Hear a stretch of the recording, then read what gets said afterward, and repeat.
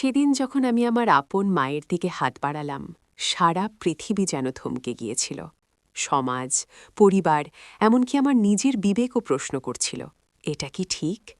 কিন্তু আমার হৃদয় জানত, এই ছিল একমাত্র পথ।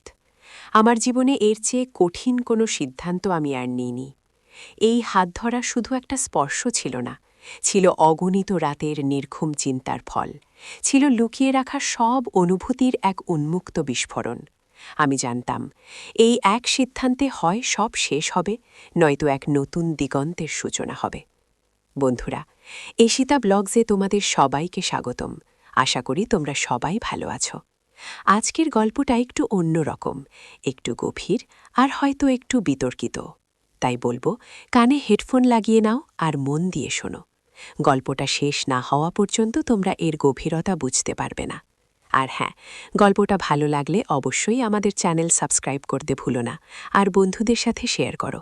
তোমাদের প্রতিটি সাবস্ক্রিপশন, প্রতিটি লাইক আমাদের নতুন গল্প বলার অনুপ্রেরণা যোগায়। আরিফের বয়স যখন মাত্র 10, তখন এক সড়ক দুর্ঘটনায় সে তার মা-বাবা দুজনকেই হারায়। চকবাজারের ছোট বাসাটা তখন এক নিদারুণ শূন্যতায় ভরে গিয়েছিল। আরিফ ছিল তাদের একমাত্র সন্তান, আদরের ধন। বাবা ছিলেন একজন স্কুল শিক্ষক আর মা গৃহিণী। তাদের সামান্য আয়েই আরিফের পৃথিবীটা সুন্দর ছিল, কিন্তু সেদিনের পর থেকে সব অন্ধকার হয়ে যায়। আত্মীয় স্বজনের ভিড়ে আরিফ নিজেকে ভীষণ একা অনুভব করত। কার কাছে যাবে সে? মামারা নিজেদের সংসার নিয়েই ব্যস্ত, খালাদের অবস্থাও তথৈবচ। কে নেবে এই অনাথ শিশুকে? সবাই যখন একে অপরের দিকে তাকাচ্ছিল, ঠিক তখনই এক অচেনা মুখ এগিয়ে এলো। তার নাম সাদিয়া। সাদিয়া ছিল আরিফের বাবার দূর সম্পর্কের খালাতো বোন। সে ছিল অবিবাহিত, বয়স তখন 30-এর কোঠায়। ঢাকায় একটি ছোট বেসরকারি অফিসে কাজ করত আর পুরান ঢাকার এক মেষবাড়িতে থাকত। তার নিজের কোনো ভাই বোন ছিল না, মা বাবা অনেক আগেই মারা গেছেন। একাকী জীবনে সাদিয়া যেন আরিফের মধ্যে তার নিজের অদেখা সন্তানকে খুঁজে পেয়েছিল। সে এগিয়ে এসে বলেছিল, আমি আরিফকে আমার কাছে নিয়ে যাব, আমি ওর দেখাশোনা করব। প্রথমে সবাই অবাক হলেও সাদিয়ার দৃঢ়তা দেখে আর কোনো উপায় না পেয়ে রাজি হয়ে যায়। সেই দিন থেকে সাদিয়া হয়ে ওঠে আরিফের মা। মেসের ছোট ঘর ছেড়ে তারা দুজন একটি ছোট এক কামরার বাসা ভাড়া নেয় ধানমন্ডির এক গলিতে। সাদিয়া সকালে অফিসে যেত, দুপুরে এসে আরিফের জন্য রান্না করত, খাইয়ে আবার অফিসে যেত। সন্ধ্যায় ফিরে এসে আরিফকে পড়াত, গল্প শোনাত। আরিফও সাদিয়াকে মা বলেই ডাকত। তার কাছে সাদিয়া ছিল তার সব, তার পৃথিবী। সাদিয়ার চোখে আরিফ যেন তার নিজের হারানো জীবনের প্রতিচ্ছবি। সে নিজের সব স্বপ্ন বিসর্জন দিয়ে আরিফকে মানুষ করার ব্রত নিয়েছিল। নিজের বিয়ে, নিজের সংসার, সব যেন তার কাছে অর্থহীন মনে হয়েছিল আরিফের হাসিমুখের সামনে। বছর গড়িয়ে মাস, মাস গড়িয়ে বছর কেটে যায়। আরিফ ধীরে ধীরে বড় হতে থাকে। সাদিয়া তার সামান্য বেতনের সবটুকু আরিফের পেছনে ঢালত। ভালো স্কুলে ভর্তি করানো, প্রাইভেট টিউটার রাখা, নতুন জামা কাপড়, বই খাতা, কোনো কিছুরই অভাব হতে দিত না সে। আরিফও ছিল মেধাবী। সে খুব মনোযোগ দিয়ে পড়াশোনা করত। সাদিয়ার কষ্টগুলো সে বুঝতে পারত। যখন সে দেখত সাদিয়া রাতে সেলাইয়ের কাজ করছে বাড়তি কিছু টাকার জন্য, তখন তার বুকটা মুচড় দিয়ে উঠত। সে মনে মনে প্রতিজ্ঞা করত, একদিন সে সাদিয়াকে সব সুখ ফিরিয়ে দেবে। আরিফ যখন কলেজে উঠল, তখন তার মধ্যে এক ভিন্ন অনুভূতি জাগতে শুরু করল। সে দেখত সাদিয়া যখন শাড়ি পরে অফিসে যেত, তখন তার চোখ জুড়িয়ে যেত। তার শ্যামলা গায়ের রং, টানা টানা চোখ আর সেই মায়াবী হাসি, সব যেন আরিফকে এক নতুন দৃষ্টিতে দেখতে শেখাচ্ছিল। সাদিয়ার বয়স তখন 40-এর কাছাকাছি, কিন্তু এখনও তার তারুণ্যের দীপ্তি কমেনি। তার চলাফেরা, তার কথা বলার ভঙ্গি, সব যেন আরিফের মনে এক অন্য রকম তোলপাড় সৃষ্টি করত। আরিফ যখন তার বন্ধুদের সাথে অন্য মেয়েদের নিয়ে গল্প করত, তখন তার অজান্তেই সাদিয়ার ছবি তার মনে ভেসে উঠত। এই অনুভূতিগুলো তাকে অপরাধী করে তুলত। এই কেমন অনুভূতি? সে তো তার মা। আরিফ ঢাকার নামকরা এক বিশ্ববিদ্যালয় থেকে ইঞ্জিনিয়ারিং পাস করল। তারপর একটি মাল্টিন্যাশনাল কোম্পানিতে ভালো বেতনে চাকরি পেল। তার প্রথম বেতন পেয়েই সে সাদিয়াকে নিয়ে পুরান ঢাকার একটি দোকানে গেল, যেখানে সাদিয়া সবসময় শাড়ি কিনতে ভালোবাসত। আরিফ নিজের হাতে একটি দামি জামদানি শাড়ি কিনে দিল সাদিয়াকে। সাদিয়ার চোখে তখন আনন্দের জল। আরিফ, এত টাকা খরচ করলি কেন বাবা? আমার তো দরকার ছিল না। সাদিয়া বলেছিল। আরিফ সাদিয়ার হাত ধরে বলেছিল, তোমার জন্য কি আমি এতটুকুও করতে পারব না মা? তোমার সব কষ্টের প্রতিদান কি এটুকুতেই হবে? মাস গড়িয়ে বছর, আরিফের বেতন বাড়ে, পদ বাড়ে। তারা ধানমন্ডির সেই ছোট বাসা ছেড়ে গুলশানের এক ফ্ল্যাটে ওঠে। সাদিয়া তখন চাকরি ছেড়ে দিয়েছে। তার কাজ এখন শুধু আরিফের দেখাশোনা করা, তার সংসার সামলানো। আরিফ যেন তার স্বপ্ন পূরণ করছিল, কিন্তু আরিফের মনে সেই অবরুদ্ধ অনুভূতিগুলো যেন আরও জোরালো হচ্ছিল। যখন সে অফিসে যেত তখন সাদিয়ার খালি ফ্ল্যাটে একা থাকাটা তার খুব খারাপ লাগত। যখন সে ফিরত তখন সাদিয়ার উষ্ণ অভ্যর্থনা, তার রান্না করা খাবার, তার সাথে বসে গল্প করা, সব যেন আরিফের কাছে পৃথিবীর সবচেয়ে প্রিয় মুহূর্ত ছিল। কিন্তু এর পেছনে লুকিয়েছিল এক গভীর আকাঙ্ক্ষা, যা সে কাউকে বলতে পারত না, এমনকি নিজেকেও না। আরিফের বন্ধুরা প্রায় তাকে জিজ্ঞেস করত, কিরে আরিফ, বিয়ে করবি না? তোর মা তোকে নিয়ে চিন্তা করে না? আরিফ শুধু হেসে উড়িয়ে দিত। সে জানত সে কেন বিয়ে করতে চায় না। সে জানত তার মনে অন্য কারোর জন্য কোনো জায়গা নেই। তার পুরো হৃদয় জুড়ে শুধু একজনই বাস করে, সাদিয়া। কিন্তু সমাজের চোখে, সম্পর্কের বেড়াজালে এই ভালোবাসার কোনো স্বীকৃতি নেই। এটা একটা নিষিদ্ধ চিন্তা, একটা পাপ। আরিফ নিজেকে ধিক্কার দিত, কিন্তু তার অনুভূতিগুলো তার নিয়ন্ত্রণের বাইরে চলে গিয়েছিল। একদিন অফিস থেকে ফিরে আরিফ দেখল সাদিয়া বারান্দায় বসে সূর্যাস্ত দেখছে। তার মুখে একটি বিষণ্ণতার ছায়া। আরিফ তার পাশে গিয়ে বসল। কি হয়েছে? মা, মন খারাপ? আরিফ জিজ্ঞেস করল। সাদিয়া দীর্ঘশ্বাস ফেলে বলল, না বাবা, কিছু না, এমনিতেই ভাবছিলাম। কি ভাবছিলে? সাদিয়া আরিফের দিকে ফিরে মৃদু হেসে বলল, ভাবছিলাম তুই কত বড় হয়ে গেলি। দেখতে দেখতে কত বছর কেটে গেল। এখন তো তোর বিয়ের বয়স হয়েছে। তোর একটা সংসার হবে, ছেলে মেয়ে হবে। আমি তখন তাদের নিয়ে খেলব। আরিফের বুকের ভেতরটা মোচড় দিয়ে উঠল। সে সাদিয়ার হাত ধরে বলল, আমার তোমাকেই নিয়ে সংসার মা, আর কাউকে নিয়ে নয়। সাদিয়া হাসল, কিন্তু সেই হাসিতে ছিল এক গভীর বিষাদ। এসব কি বলছিস বাবা? আমি তো তোর মায়ের মতো। তোর জন্যে আমি মেয়ে দেখব। তোর বন্ধুরা, আত্মীয় স্বজন সবাই তোকে বিয়ের জন্যে চাপ দিচ্ছে। ঠিকই, আত্মীয় স্বজনরা চাপ দিচ্ছিল। আরিফের এক দূর সম্পর্কের খালা, হালিমা খালা, রাজশাহী থেকে ঢাকায় এসেছিলেন। তিনি আরিফের জন্য একটি পাত্রী নিয়ে এসেছিলেন। তানিয়া, রাজশাহী বিশ্ববিদ্যালয়ের ছাত্রী, দেখতে শুনতে ভালো, শিক্ষিতা। হালিমা খালা সাদিয়ার কাছে এসে বললেন, সাদিয়া, আরিফকে তো আর আটকে রাখতে পারিস না, বয়স হয়ে যাচ্ছে। এবার একটা ভালো দেখে বিয়ে দিয়ে দে। তানিয়া মেয়েটা খুব ভালো, আমাদের বংশের মেয়ে। তোর তো এখন দায়িত্ব শেষ। সাদিয়া শুধু মাথা নাড়ল। আরিফ যখন তানিয়ার সাথে দেখা করতে গেল তখন সে কিছুতেই তার সাথে একাত্ম হতে পারল না। তানিয়া খুব ভালো মেয়ে, কিন্তু আরিফের মনে তার জন্যে কোনো অনুভূতিই জাগল না। তার চোখের সামনে বারবার সাদিয়ার মুখ ভেসে উঠছিল। সেই রাতে আরিফ ঘুমাতে পারল না। সে বারান্দায় গিয়ে বসল। রাত তখন অনেক। সাদিয়াও জেগেছিল। সে আরিফের পাশে এসে বসল। ঘুমাওনি কেন বাবা? সাদিয়া নরম গলায় জিজ্ঞেস করল। ঘুম আসছে না মা। তানিয়াকে পছন্দ হয়নি তোর? আরিফ চুপ করে রইল। তারপর ধীরে ধীরে বলল, আমার তোমাকেই ভালো লাগে মা, অন্য কাউকে নয়। সাদিয়া চমকে উঠল। তার চোখে মুখে এক মিশ্র অনুভূতি, ভয়, বিস্ময় আর এক অব্যক্ত বেদনা। এসব কি বলছিস আরিফ? তোর মাথা ঠিক আছে তো?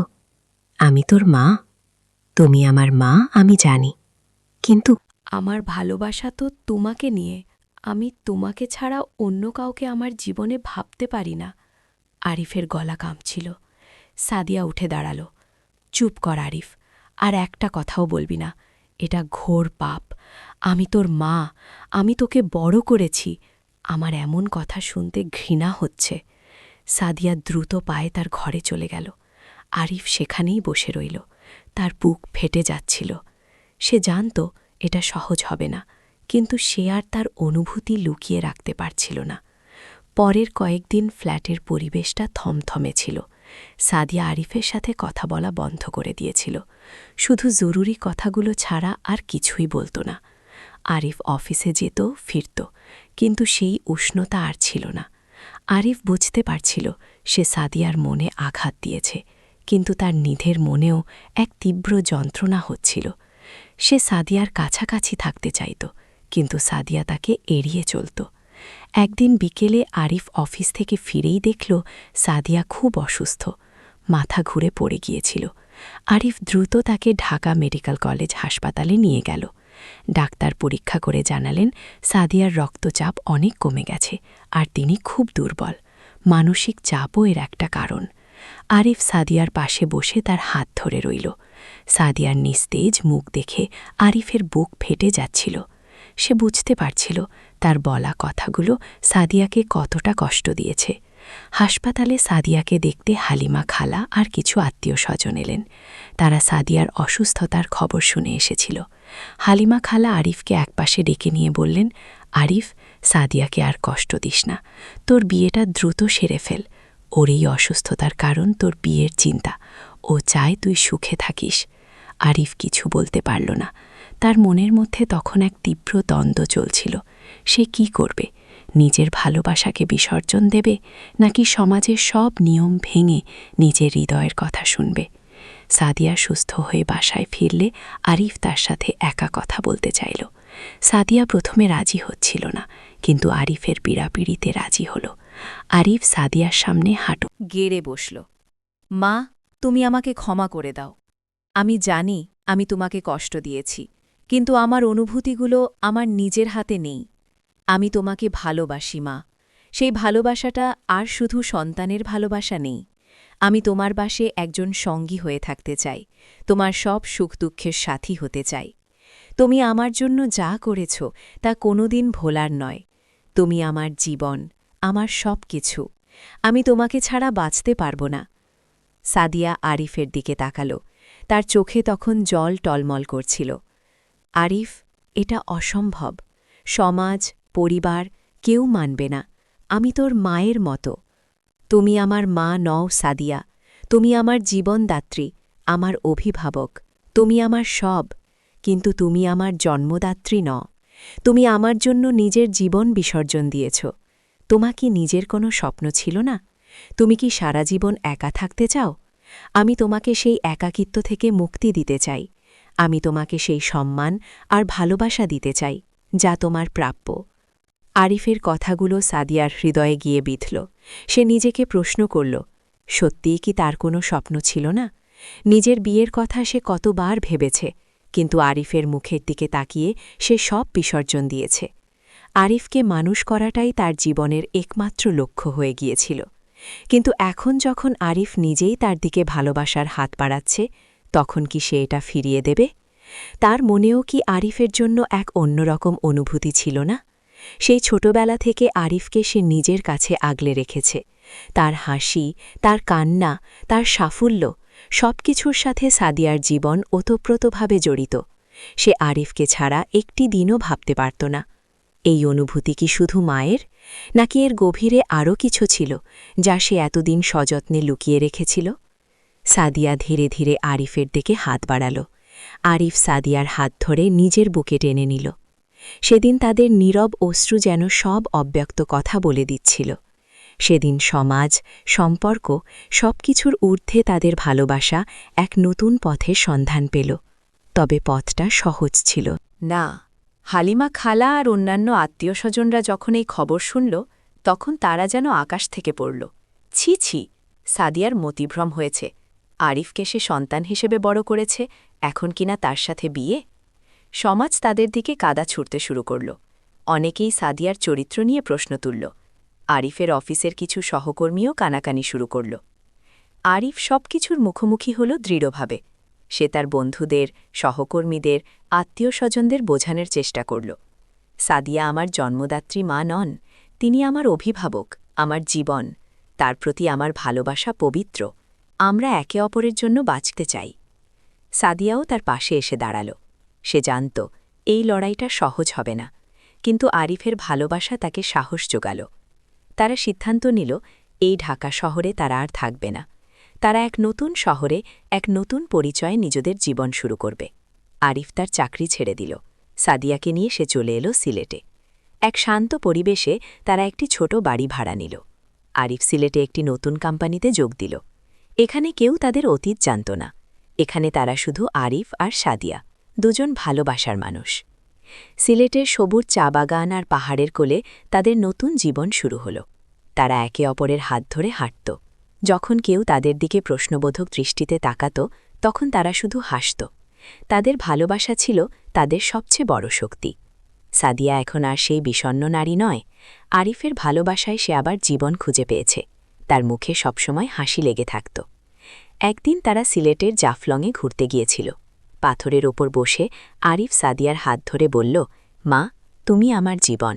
সুযোগ পেয়ে আমি আমার আপন মায়ের সাথে যা করলাম তা হয়তো সমাজের চোখে অন্যায়, কিন্তু আমার হৃদয়ের চোখে এর চেয়ে বড় সত্যি আর কিছু নেই। সাদিয়া আরিফের কাঁধে মাথা রাখল। আমিও তোমাকে ভালোবাসি আরিফ, তুমি আমার সব। তুমি না থাকলে আমার জীবনটা অর্থহীন হয়ে যেত। আমি হয়তো মায়ের মতো তোমাকে বড় করেছি, কিন্তু আমার হৃদয় সবসময় তোমার জন্য অন্য রকম। এক অনুভূতিতে পূর্ণ ছিল, আমি শুধু সেটা প্রকাশ করতে পারিনি। তাদের সম্পর্কটা ছিল এক ব্যতিক্রমী ভালোবাসার গল্প। হয়তো সমাজের চোখে তারা ছিল বিতর্কিত, কিন্তু তাদের নিজেদের জগতেই তারা ছিল এক অটুট বন্ধনে আবদ্ধ। এই ভালোবাসা ছিল ত্যাগ, সংগ্রাম আর অদম্য ইচ্ছাশক্তির এক মিশ্রণ। তারা একে অপরের চোখে দেখত এক নতুন পৃথিবী, যেখানে সম্পর্কগুলো বাঁধা ধরা নিয়মের ঊর্ধ্বে এক পবিত্র বন্ধনে আবদ্ধ। সাদিয়া আর আরিফ দুজন একাকী আত্মা, একে অপরের মধ্যে খুঁজে পেয়েছিল তাদের পূর্ণতা। তারা প্রমাণ করেছিল ভালোবাসা কোনো বয়স মানে না, কোনো সম্পর্ক মানে না, মানে শুধু হৃদয়ের টান আর একে অপরের প্রতি অবিচল আস্থা। বন্ধুরা, গল্পটা এখানেই শেষ। কেমন লাগলো তোমাদের এই ব্যতিক্রমী ভালোবাসার গল্প? জানি অনেকের কাছে হয়তো এটা বিতর্কিত মনে হতে পারে, কিন্তু ভালোবাসা তো এমনই, এটা কোনো নিয়ম মেনে চলে না। তোমাদের মতামত আমাদের কাছে ভীষণ জরুরি। কমেন্ট করে জানাও তোমাদের কেমন লেগেছে। লাইক দিতে ভুলো না, আর অবশ্যই ঈশিতা ব্লগস চ্যানেলটি সাবস্ক্রাইব করে আমাদের পাশে থেকো।